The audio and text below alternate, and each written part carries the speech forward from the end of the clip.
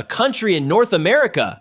When you look at Greenland, everyone gets a little confused. Is this actually a country? Well, the answer is both yes and no. Greenland is an autonomous territory within the Kingdom of Denmark. Think of it this way. They are free at home, but Danish to the world. While they have their own parliament called the Inatsisartut and their own prime minister to set their own rules, Denmark still holds the reins when it comes to defense and foreign policy. Even the money in their pockets is still the Danish krone. Demography: Kalaallit Nuuk. Population: 56,600. Ethnic origin: 89% of the population is Inuit, Eskimo, and 11% are Danish and other Europeans. The Inuit migrated here thousands of years ago from Canada. The people living here call themselves Kalaallit in their own language, not Greenlanders. The official language is Greenlandic, Kalaallisut. It is a polysynthetic language. This language is completely different from European languages. It has an agglutinative structure. So much so that sometimes a sentence can consist of only one word. Although Danish is also widely spoken, Greenlandic has been the only official language since 2009. Example: the phrase "Aliku sersuila masuan nerarta sagaluarpatit" means you should be more aware of the difficulties encountered.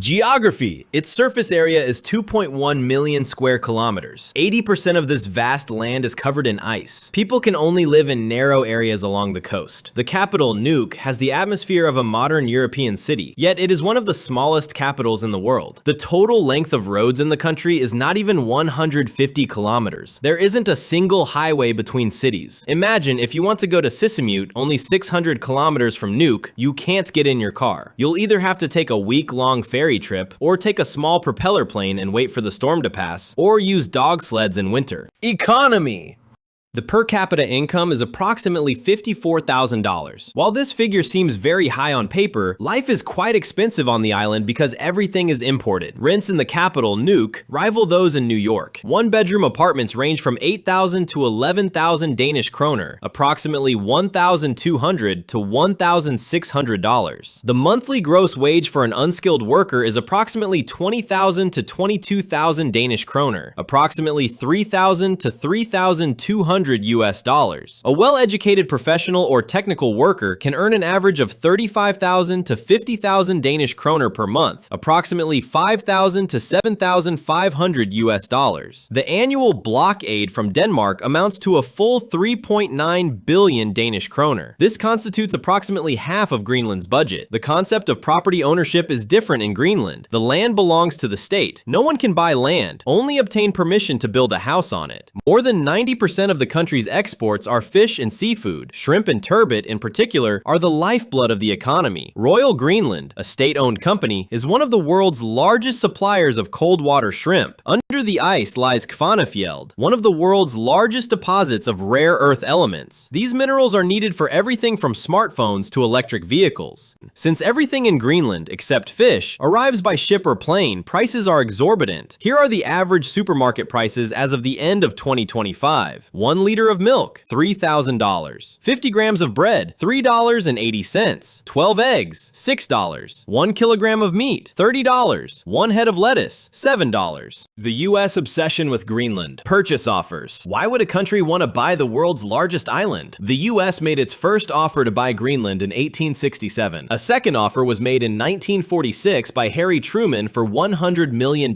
in gold. When Donald Trump renewed this offer in 2019, the world laughed, but the Pentagon didn't. Because Greenland is the most strategic aircraft carrier for a country wanting to dominate the Arctic. Greenland is not real estate, it's the world's most valuable military fortress. Thule Air Force Base, 1,200 kilometers north of the Arctic Circle. Managed by the US Space Force, this base houses the Ballistic Missile Early Warning System. The trajectory of a nuclear missile launched from Russia towards the US passes precisely over this base. Scientific and intelligence value. Greenland's 3 kilometers deep ice sheet holds a climate record for the last 100,000 years. This is critical not only for scientific purposes, but also for future water resources and strategic predictions. When the ice here melts, not only does sea level rise, global power balances are also shifted. The Arctic is the name given to the region around the Earth's North Pole. Its name comes from the Greek word arctos, Arctos, a reference to the Big Dipper constellation that shines directly above the region. The Arctic race, Russia and the China factor. Russia, the country rapidly increasing its military presence in the Arctic. They aim to dominate the region with a massive fleet of icebreakers and newly established military bases. China defines itself as a near-Arctic state. China attempted to win tenders for airport construction in Greenland, but Denmark and the US blocked these moves, citing national security concerns. The strategic detail. As the ice melts, the northern sea route is becoming viable. This route allows ships traveling from China to Europe to bypass the Suez Canal, shortening the journey by 40%. Greenland sits right at the doorstep of this new global gateway. Greenland, with its small population of 56,000, vast ice sheet, and priceless minerals beneath, is poised to become the world's new center of gravity. Do you think Greenland will one day manage to separate from Denmark and become a fully independent state? Or will it remain a chessboard shared by superpowers? Let's discuss in the comments.